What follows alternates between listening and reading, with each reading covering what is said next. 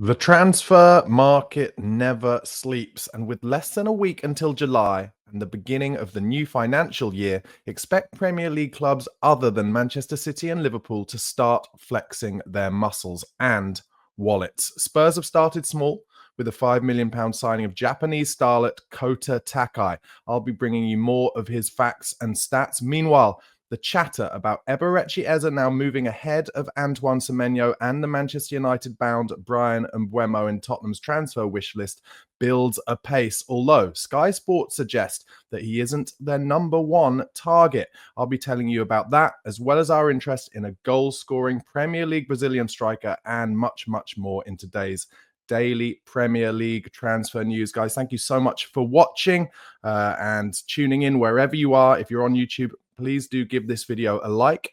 Please do subscribe if you're not already a subscriber for daily Premier League transfer news, always, of course, starting with my club, Tottenham Hotspur. And we're in the last couple of days of voting for the Spurs Kings TV Tottenham YouTube Content Creators Awards. If you like my stuff, please do give me a vote.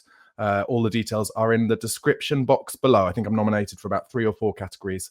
I would love your support. Thank you so much. But let's get on with the transfer stories, and starting with a potential Premier League to Premier League club move, which of course would always mean it's going to be more expensive. And apparently we are back on the hunt for Fulham's Rodrigo Muniz, the Brazilian striker. He is willing apparently to push to get a move to a Champions League club.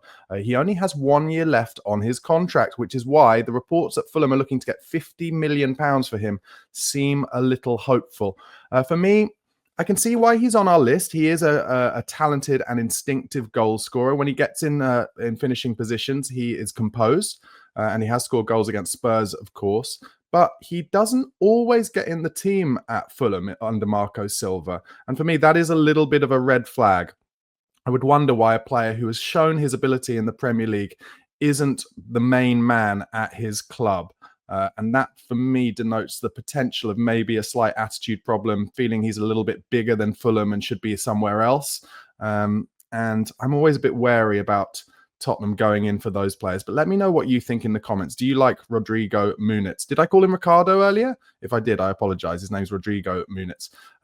Yeah, let me know if you'd like him at Spurs. It seems like an unlikely one for me. One that seems a little bit more kind of obvious on paper anyway is more reports that Tottenham are interested, alongside Arsenal actually, in Brentford captain Christian Nørgaard as we look for midfield reinforcements this summer. Obviously, a lot of talk for a long time now actually about how Tottenham need a number 6. Nørgaard is a leader. He's shown his ability in the Premier League.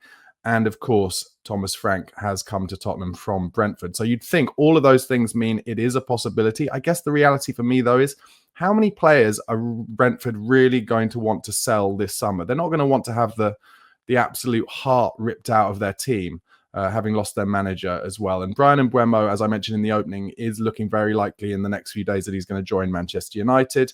There's talk of Visser leaving. They've lost their goalkeeper, of course, not to mention, as I said, their manager.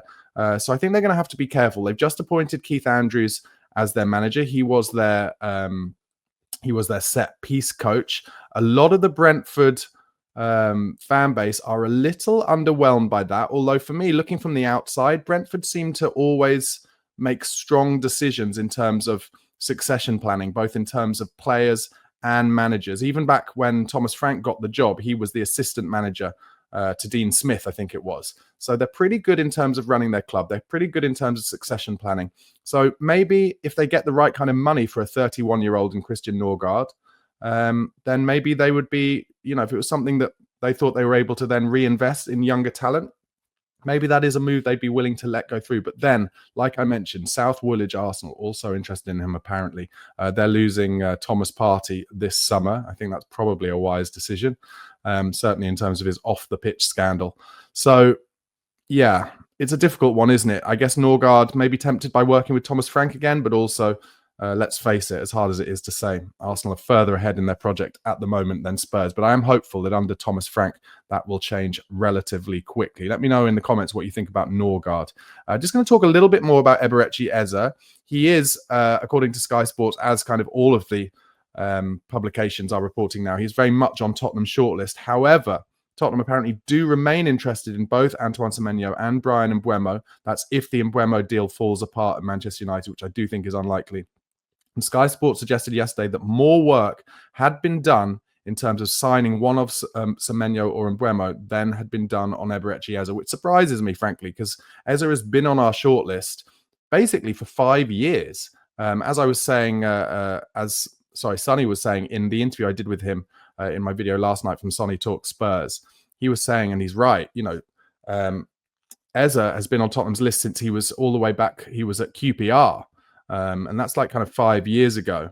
And as I've mentioned a few times, his representation is CAA base, and a lot of Tottenham players are represented by the same people, and his agent has been seen at the Tottenham Hotspur Stadium. So that surprises me to hear from Sky Sports that they've done more work, whatever that means in terms of signing Semenyo and Mbeumo. Maybe that means kind of in terms of, trying to work out what the cost would be club to club.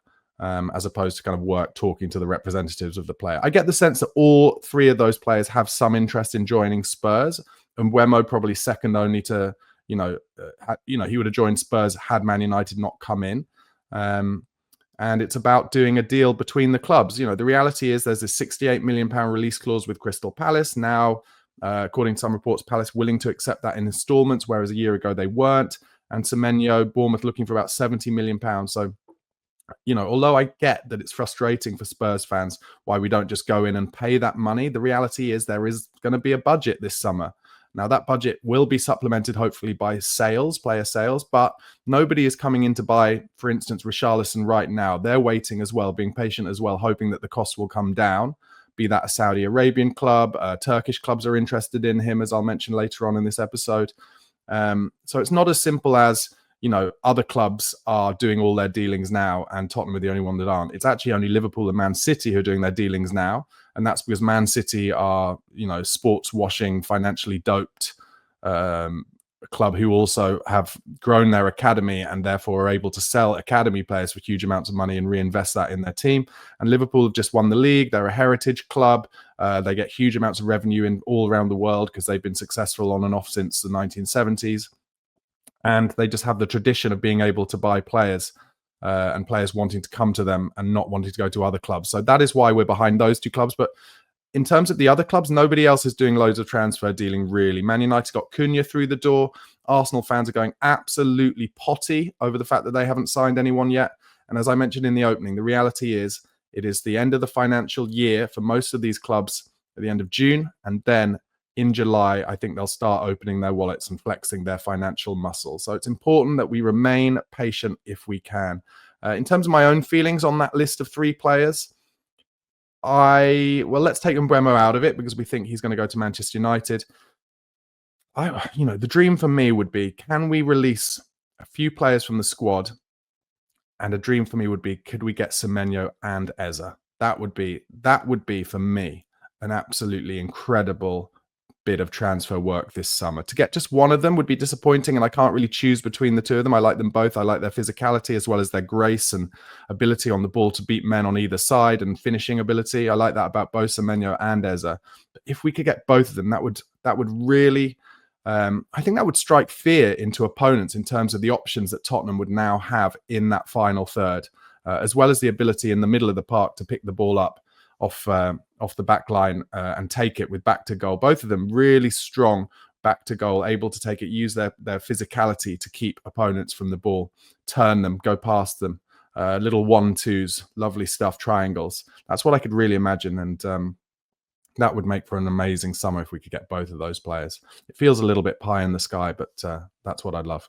Okay, as I mentioned in the title, Spurs considering a move for Argentinian Wonderkid Ian Subiabre. I don't know how to pronounce that. Ian Subiabre. He's 18 years old. He's a winger.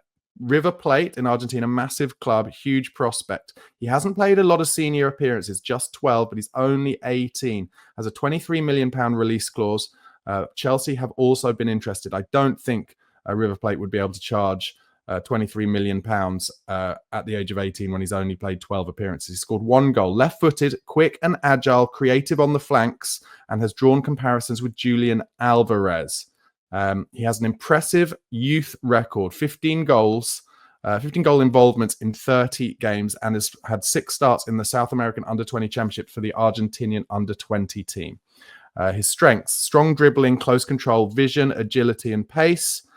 Technically gifted, versatile. He can feature on either wing or centrally, but he does need to add physicality because he's young. So kind of bit of a lack of strength and an aerial game, and needs to improve his shooting. As I mentioned, they've got a kind of 30 million euro release clause. Chelsea had been negotiating. For me, I'm a little bit reticent to spend a lot of money on a young player like that from Argentina again after what happened with Valise. I spoke a little bit about this with Sonny in yesterday's video, but there is competition for his signature. Like I mentioned, Chelsea, but also South Woolwich, Arsenal have been interested in him, as well as Benfica, Villarreal, West Ham, and a few others. So listen, I'm all for us getting linked with exciting young talent. I like the fact that we bought Kota Takai the other day. I've been watching videos of him. £5 million for a 20-year-old Japanese international. I think it makes sense, but I'm a little more reticent to spend kind of 10, 15 million pounds on Argentinian 18-year-olds after what happened with Valise. But I do trust Johan Lange. And Johan Lange is the person who really drove home the Kota Takai signing. And he thinks that he's able to step straight into the Premier League. And according to Alistair Gold yesterday, Spurs apparently are very keen to avoid a repeat of last season's injury scenario. And so Kota Takai and Luka Vuskovic are likely to remain with the first team until January at least, amid a cautious approach to Radu Dragusin's return from his ACL injury. A little bit more information, about Kota Takai. He's 6'3". He's been playing in the J League since 2022 after progressing through the youth ranks. He's just been named the J League's best young player back in 2024, so last season. Aggressive defender, strong aerial ability. I'm sure you've seen some of his clips and those videos of him playing against Cristiano Ronaldo, where he had an amazing game. Good technical quality and tactical awareness. He featured prominently in the FIFA Under-20 World Cup for Japan in 2023 and the AFC Under-23 Championship, and made his debut for Japan in September last year. Towering ball-playing defender, blend of physical presence and technical composure that belies his youth. Be really interesting to see how he does in European football, in the Premier League. You do, as I mentioned this quite a lot, but I'm really big on it. You need to be physical and be able to kind of match the physicality in the Premier League. Because let's face it, referees in the Premier League are a lot less whistle happy than they are anywhere else in the world. And we've had a few players down the years who just have not been able to deal with that physicality. And especially if we're buying players in the centre half position, then they need to be big and strong. And Vuskovic and Takai definitely are. So for me, it seems like a good move. I'm very excited to see some of these players come in pre-season. So let's see what happens. Reports over the last kind of 36 hours that Scott Munn has been placed on gardening leave. As I mentioned earlier, Richarlison is now a target for Galatasaray. Tottenham apparently open to a loan or permanent deal. And I saw a really interesting video with Troy Deeney, the ex-Watford captain and teammate of Richarlison, just this morning actually, where he talked about how Richarlison was one of the most talented players he's ever played with. And Troy Deeney is a bit disappointed with how Richarlison has dropped off. He feels that maybe the money that he has got from his move to Spurs has, alongside injuries, he did mention injuries, but has maybe made Richarlison a little less driven. And maybe that's something they see in the Tottenham ranks as well. And that's why they'd be willing to let him go. Galatasaray, I've mentioned this before, but they've spent huge amounts of money on wages on Leroy Sané. They've got some splash to cash. So if they want to come in for Richarlison, as far as I'm concerned, we need to be getting kind of at least half back of what we initially paid Everton for him. So I'd be looking at hopefully £35 million, something like that. And then if we could then reinvest that into the squad. Spurs, among a host of Premier League clubs, apparently showing interest in a summer move for Seville midfielder Lucien Agoum. Seville apparently would consider offers in the region of £17 million for him. He's a French defensive midfielder, and he completed a permanent move to Seville after being on loan from Inter Milan back in 2024. He played 35 La Liga matches last season, and he scored 1 goal and contributed 3 assists. Tallied 67 tackles per 90 minutes, 38 interceptions, which is strong ball-winning stats. 7 yellow cards and 1 red card in the league. A reliable midfield presence, often deployed as a defensive or central playmaker. Decent passing accuracy, 83% from central midfield, an average of 51 passes per match. And defensively, he excelled in tackles and interception. So this is a number 6 option again. Spurs clearly scouring the European market for number 6 options. Seville got him for £4 million, from Inter Milan just over a year ago. So that would represent a big kind of markup for them in terms of money they've earned. And he had previously spent time on loan with Spezia, Brest and Troyes, as well as Seville. And he's represented France at under 21 level, playing 7 times for them. So that's another interesting one, just 23 years old, in the kind of ballpark in terms of our transfer strategy.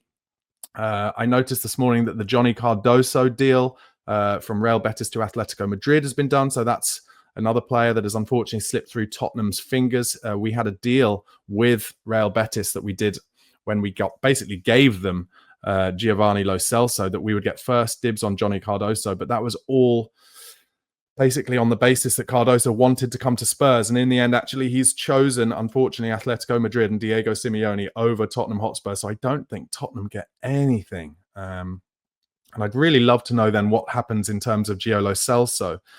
Is there some money then owed to Tottenham as a result of that Cardoso deal not coming through? Or do Real Betis have to pay us some money because Cardoso didn't come to Spurs? I'd love to hear more about that. But yes, Tottenham, of course, still scouring the market, as I said, for a number 6. Spurs have also added Koni De Winter to their shortlist of defensive options. And this is one for if QT Romero chooses to leave the club and Atletico or Real Madrid can pay the money that it would take to get Christian Romero out of the club. Koni De Winter available for around 25 to 30 million euros. He's a Belgian centre-back, but can also play fullback or even as a defensive midfielder. A product of Juventus' youth system, enjoyed loan spells at Empoli and Genoa before Genoa triggered a permanent transfer in August 2024. So again, only a year ago, reportedly for around 8 or 10 million euros. He featured in 25 matches in Serie A last season, scored 3 goals from centre-back, which is pretty decent. 4 yellow cards, no reds. Defensive actions include a good tackling and interception rate and good blockings, as well as aerial duels with a decent tackle rate per 90 and ground duel success rate. 85% pass accuracy from the back, which is pretty decent. And he emerged as a dependable presence in Genoa's backline, offering both defensive solidity and an unexpected goal threat from set pieces as well. I think under Thomas Frank, Tottenham will look to be a lot stronger, both defensively and in terms of attacking set pieces. Back in March 2024, De Winter made his debut for the Belgian senior national team and has earned 4 caps. So another centre-back that we're looking at. But like I mentioned, really only potentially coming to pass if QT Romero leaves. And I've said it many times, I'll say it again. If QT Romero is to leave Spurs, we're going to need to get big money for him that we can reinvest throughout the squad. And I mentioned earlier, didn't I, how I'd love us to get Eza and Semenyo. Listen, if we lost QT Romero this summer, then I really think Daniel Levy would be under big pressure to sign at least 2 or 3 first-team ready players who would excite the fans, because I think it would upset the fans to lose QT Romero this summer. Some more reports that Tottenham are now looking to beat West Ham to the signing of Kyle Walker-Peters on a free transfer. Obviously, as we've all mentioned, he is a club-trained player as well as a homegrown player and would really help us in our Champions League bid, as well as being a decent fourth choice fullback who can play on either side. That would mean our kind of first 4 choices in fullbacks would be Porro and Spence, and then Udogie and Walker-Peters, with, of course, Ben Davis also as a kind of 5th choice option. I mentioned it in yesterday's video with Sonny, but Fabio Paratici has apparently a consulting contract with Tottenham that runs until the end of August, which means that even though his FIFA ban runs out on the 20th of July, Tottenham don't necessarily have to appoint him straight away. If they want to kind of wait to make a decision, whether to make a decision on that, they can wait until the end of August when he has a consulting contract with the club. All right, guys, I don't know if any of you saw the Tottenham documentary they released yesterday at 5 p.m. called Winners, but some quotes came out of that. It's an interesting documentary. I haven't quite finished it yet. I will do before I next do a video, and we'll talk a little bit more about it. But yeah, I think it made sense for them to get a good documentary about the fact we won the Europa League and our European champions. But some quotes here. Brennan Johnson talking about the parade after the win. He said, "The feeling of being able to be part of this team that's been able to create this history is incredible, and it's obviously something that I'll never forget. So many people came. It exceeded all of my expectations. The fans were incredible, and I just think the whole day, the atmosphere, it was amazing." Mickey van der Ven was asked about the incredible athletic goal line clearance he did that basically won us the game. He said, Vicario wanted to save it, but it didn't work, and it went to Højlund. I saw the ball coming, and I was like, I don't know how I'm going to do this, but there it is. Very understated from Mickey, fast becoming my absolute favourite player. Ben Davis was asked pre the final what it would mean to win the trophy. He said, the teams we've had, the players we've had at the club, we've dreamt of this, but we've fallen short. Now we have the chance to do something special. To get over the line this time would mean so much. And there was a lovely picture of Ben Davis alongside Gareth Bale and Son Heung-min with the trophy. Ben Davis, look, I know he gets a lot of stick for almost being like a kind of like an ever-present, really excellent pro for Tottenham Hotspur, but you need those players at big clubs, and I think he's been incredibly underrated down the years. And I could honestly see him becoming an excellent coach potentially when he decides to give up the game. Brennan Johnson again was asked about the atmosphere for the home leg in the semi-final against Bodo Glimt. He said everyone was wearing their white tops. The sound was incredible. I think it just gives you that 1% extra. It makes you really zone in and realize that these people truly want you to be your best. I've heard some great atmospheres, but this one was different. I love that. And that really flies in with what Thomas Frank has been saying since he came in about wanting to make the Tottenham Hotspur Stadium a fortress. I really think we can do better with that. And I'm hoping that under Vinay, a lot more kind of thoughts and ideas will go into how we can make Tottenham Hotspur Stadium an incredibly difficult place for other teams to come. Dominic Solanke was asked about the atmosphere as well. He said, when we walked out, seeing the writing in the crowd, meaning the tifo, one of the best atmospheres I've been involved in. It was amazing. Lucas Bergvall talked about how injury cut his season short, and obviously he wasn't able to play in the final. He said, I was so happy about to play in the semi-finals of the Europa League. Just signed a new contract, but then I got an ankle injury in a training session. It was a roller coaster from really happy to really sad, but then accepting it and supporting the team from the side. That was actually one thing I haven't really mentioned, but I really loved how those players who weren't involved in the final or the semi-final, but certainly the final, if you look at Bergvall, Madison and Kulusevski, they were all super involved from the sidelines and involved in the celebrations. And I loved that. None of them kind of had that feeling of, oh, I didn't play in the final, so I shouldn't get involved. That really showed what Ange talked about a lot all season, but also in this documentary, how about it being all about family, sticking together through thick and thin.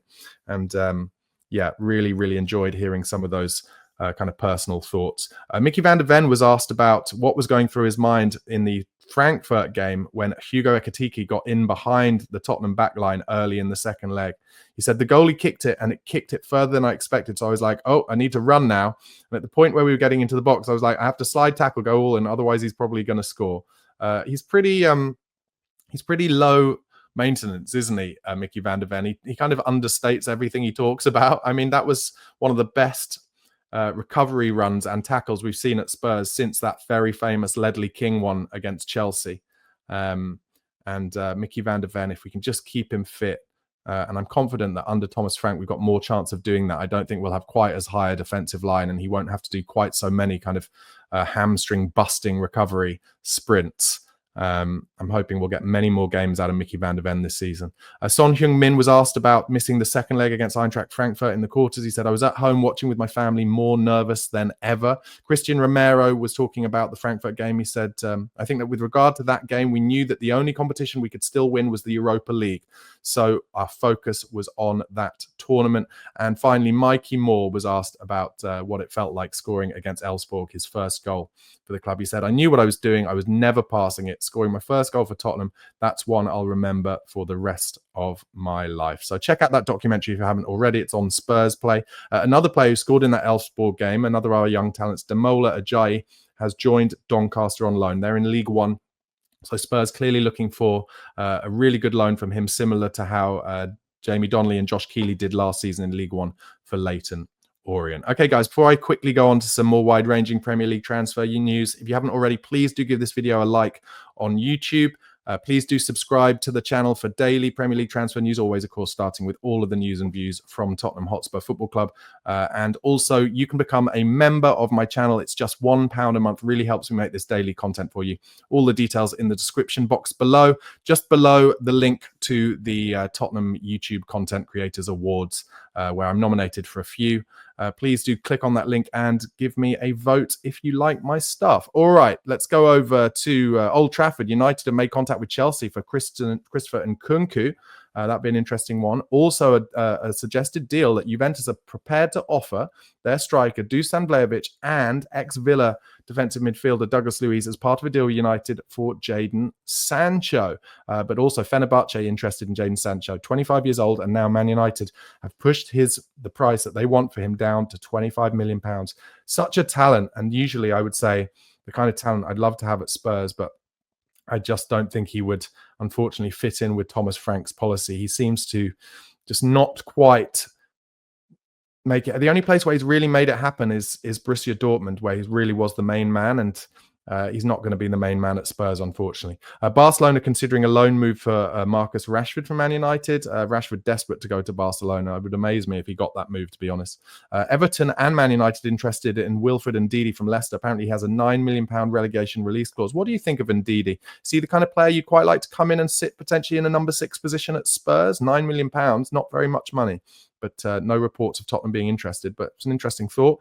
Darwin Núñez over at Liverpool has given his green light to potentially moving to work with Antonio Conte at Napoli. Ibrahima Konate is out of contract next summer, and he's rejected the latest deal offer from Liverpool. So that could be an interesting one to keep an eye on. Nat Phillips has joined Ryan Mason from Liverpool at West Bromwich Albion. I didn't even realise Nat Phillips was still at Liverpool.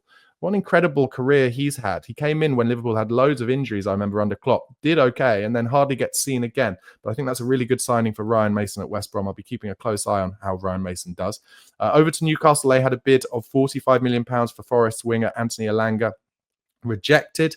And meanwhile, Newcastle want to make Alexander Isak the best paid player in the club's history to ward off interest from Liverpool, Barcelona, and South Woolwich Arsenal. As I mentioned earlier in the show, Brentford are appointing Keith Andrews as their new manager, with Damien Duff being considered as an assistant. And in terms of the race for Paris Saint-Germain winger Bradley Barcola, South Woolwich Arsenal have entered that as well. He was on Tottenham's list. Some reports he's on Liverpool's list, but I've also seen reports coming out of Paris Saint-Germain that they don't want to sell the young forward talent. All right, guys, thank you so much for watching and listening to this episode. As I said, please do press like if you haven't already. Please do subscribe to the channel and enjoy the rest of your Wednesday. Let's hope for some more Tottenham transfer news. I love those transfers, like the Takai one the other night, where they come out of nowhere, and Johan Langer doing his business secretly under the table. Let's hope for something else. Come on, you Spurs.